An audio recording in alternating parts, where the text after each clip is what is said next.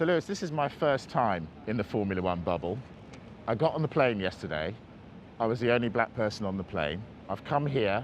The teams are pretty much white. The broadcasters are pretty much white.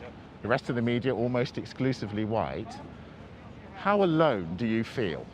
Well, you're probably maybe the second or maybe third. I would arguably say the second black person that's interviewed me the whole time I've been here in this sport. So yeah, I mean, it's no different to when I was at school, and the whole time I've been in Formula One, it's not really shifted at all.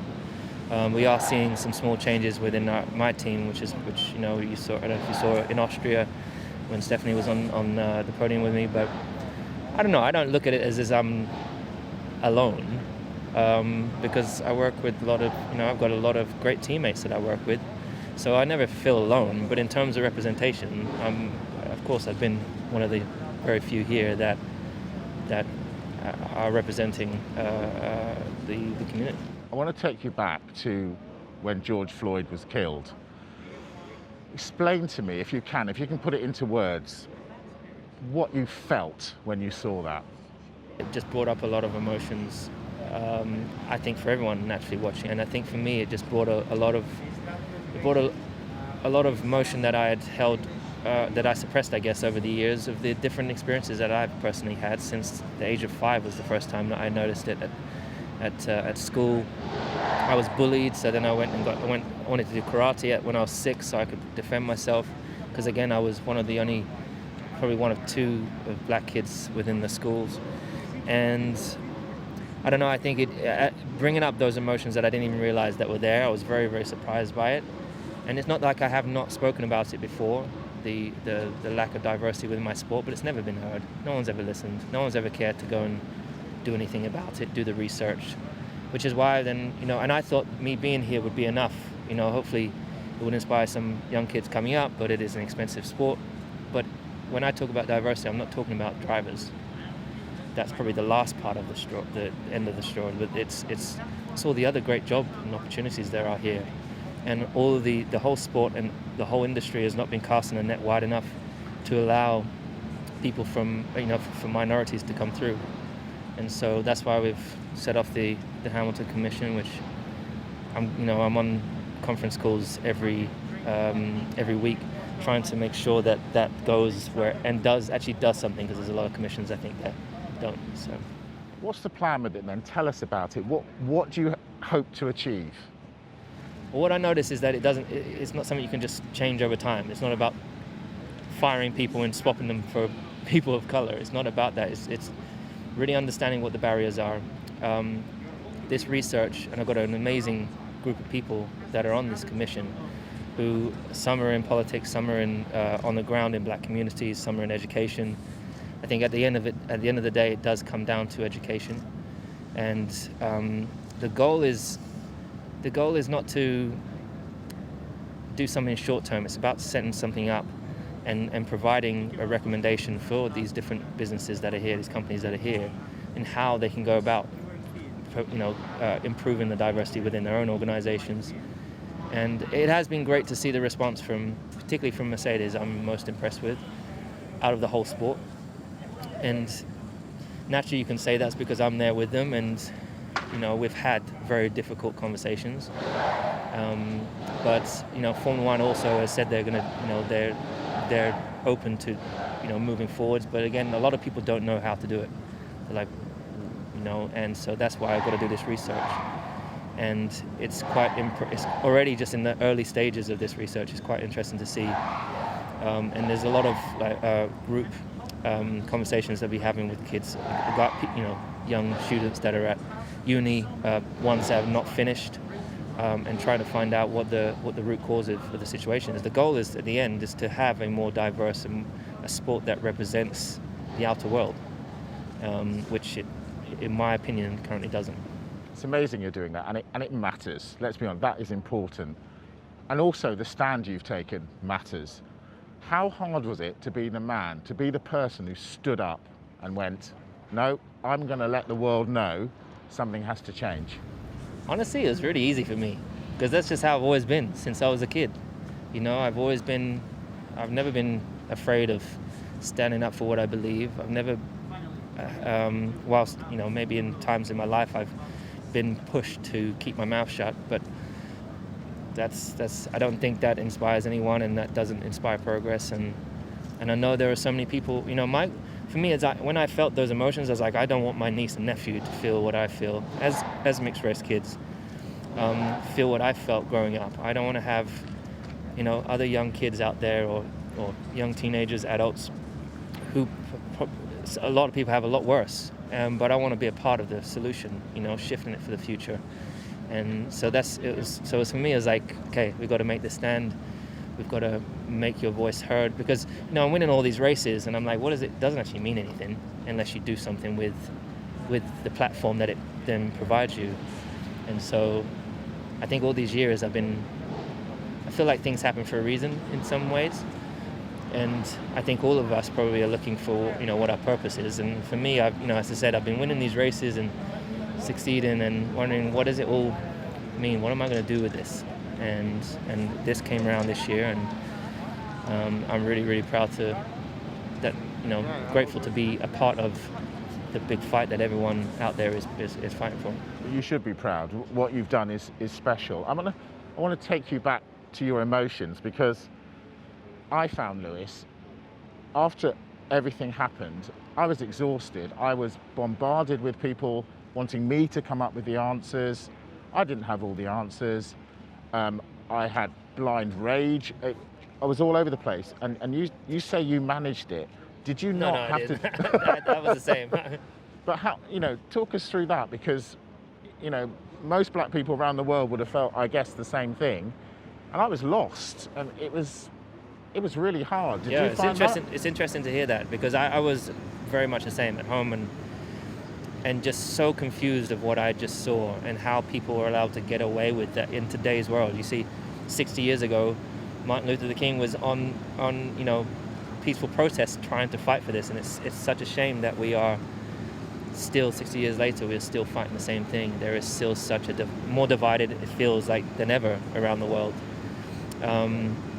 So yeah, I felt lost. I didn't know I had people calling me, and I've got a white side of my family, I've got a black side of my family, and it was just interesting sparking, it caused people to have a conversation. It's naturally, for some white people, it was a little bit uncomfortable, but I think it was good. I've had people email me, and I had a really, really nice email just recently, and one of the guys was like, look, one of my best friends is black. He's been my best friend for 40 plus years, and he said that I've never been a racist person at all, but I've also not been aware. And he says, only till recent, after 43 years, only now have I asked him what it feels like and what have you gone through. And that's really what it's about. I don't think anyone should feel bad about that, but it is about opening up and saying we all can do more. Even for myself, my team is going through an amazing process right now. People are doing diversity and inclusion training, and I put my hands up straight away when they told me that they were going to do it. I was like, I want to do it first.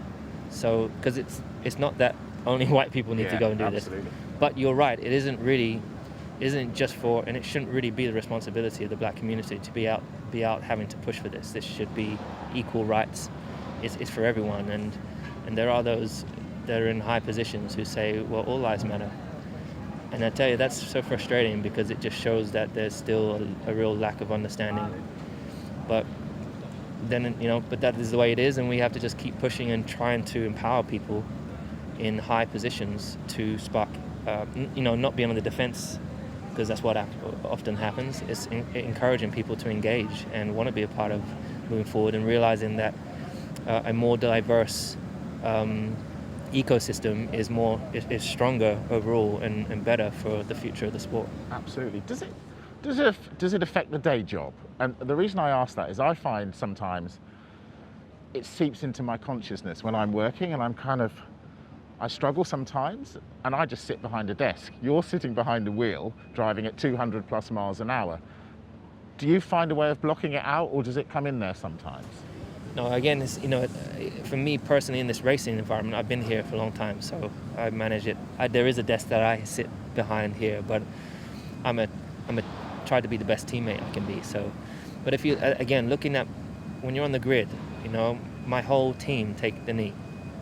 Now, not every single one of them may fully understand why they're taking a knee, but the symbol of unity is super important.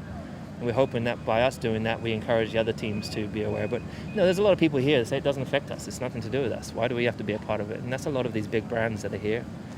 And unless someone calls them out, they'll just continue to do what they do. And so, but it's a fine line of you don't want to get too much kickback, but you do want to get a reaction sometimes. And I've said it still, and there's still big companies that we're sitting right next to who's not said a single thing, which is really disappointing for me. On the note of taking a knee or gestures or tweeting to T-shirts, do you think all these things we do are actually making a difference? I mean, well, I don't think we'd be doing it if we didn't think it would make a difference, but I hope so. I think the thing that is that we have to just continue with it. We have to keep going, because then there's like anything out there that news happens and it just dies a quiet death, and we can't allow that to happen.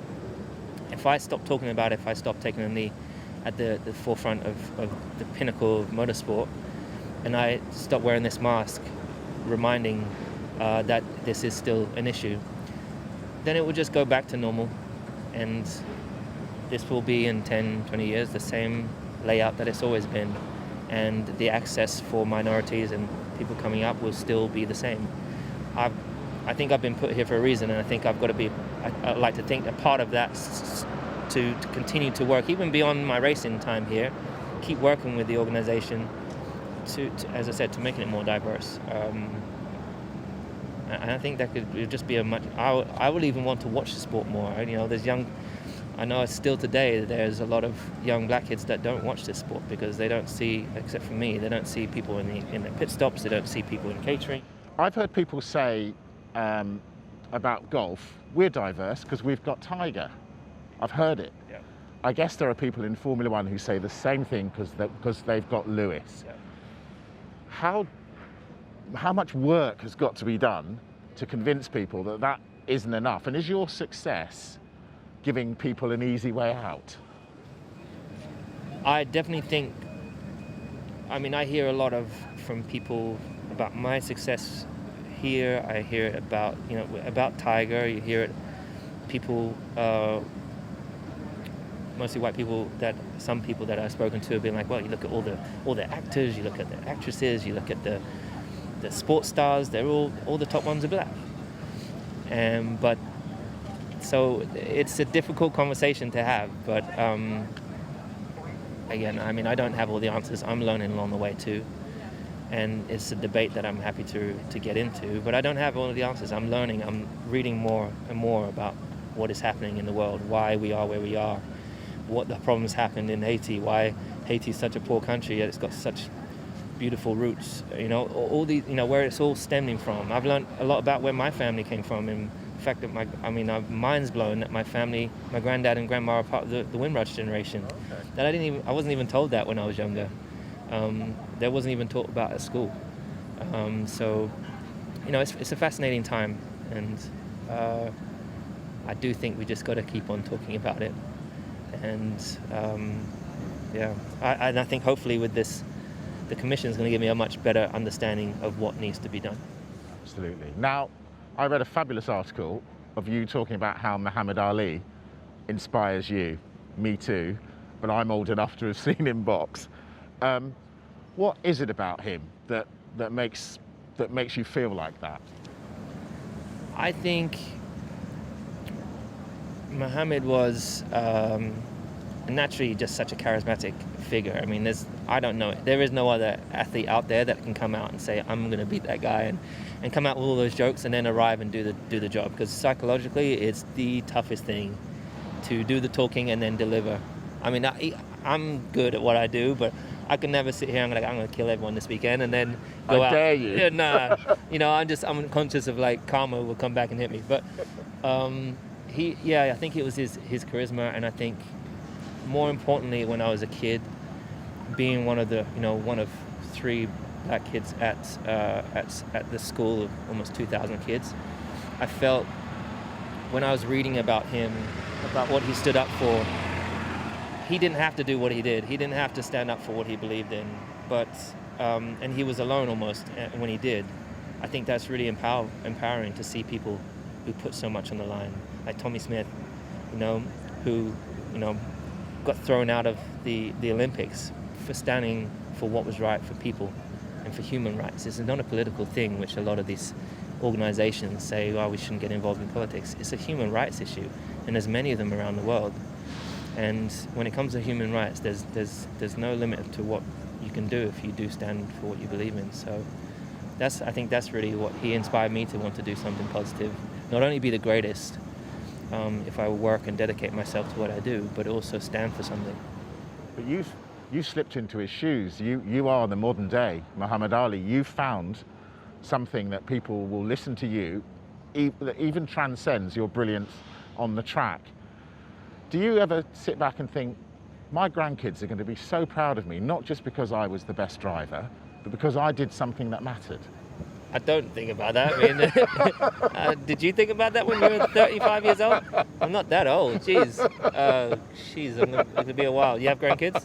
No, I have a daughter. Okay. Yeah, I'm a minute away from all that stuff. So, but for sure, if I tried to look in 20 years' time or something like that, of course I want to know that I didn't waste my time here, just collecting accolades and titles, which these titles things have just never meant anything to me. Not been a huge meaning to me. It's not been a target to, of course, winning the world championship's a good thing, but it's not been the most important thing for me. It's continuing to go out day on day and deliver at the way I know I could deliver and living to my potential. But yeah, for sure, you want to look back and say I was a part of something much bigger than myself, than my team, than the sport. And I did it with a whole group of people and a lot of force against us, but also a lot of force because there was many of us pushing in the same direction. That's why when I went to the London March for Black Lives Movement, I mean, it was amazing to see people it wasn't just black people, it was such a mixed group of people, white and just literally all colors, and it was so encouraging to see, okay, there are people listening, there are people coming together, and it's just going to take us to continue to do those and pull together to make change. Wasn't that the thing? Because it's not just us anymore. We have allies, we have people who are standing up for us. Yeah. Don't you feel that's the key? Yeah, absolutely. I think it really is. But again, I think it starts with conversation, engaging with people. And there's going to be people that don't agree with you, but that's okay. You can have different opinions. But sparking those conversations and educating each other, watching the documentaries that are out there, reading the stuff that's hidden from us almost in society, and just being aware of how society is and how we can have an impact in making it better. I want to have a bet with you that when you do have grandkids and they're old enough, they'll say, Grandad Lewis, I'm really proud of what you did. So remember this interview because it will happen. I'm not trying to retire you, and I've heard people ask you about, are you going to go into politics or whatever? But it seems clear to me that the issue for black people is that we're not in positions of power. At the top of organizations, we don't get to make those decisions. Yeah.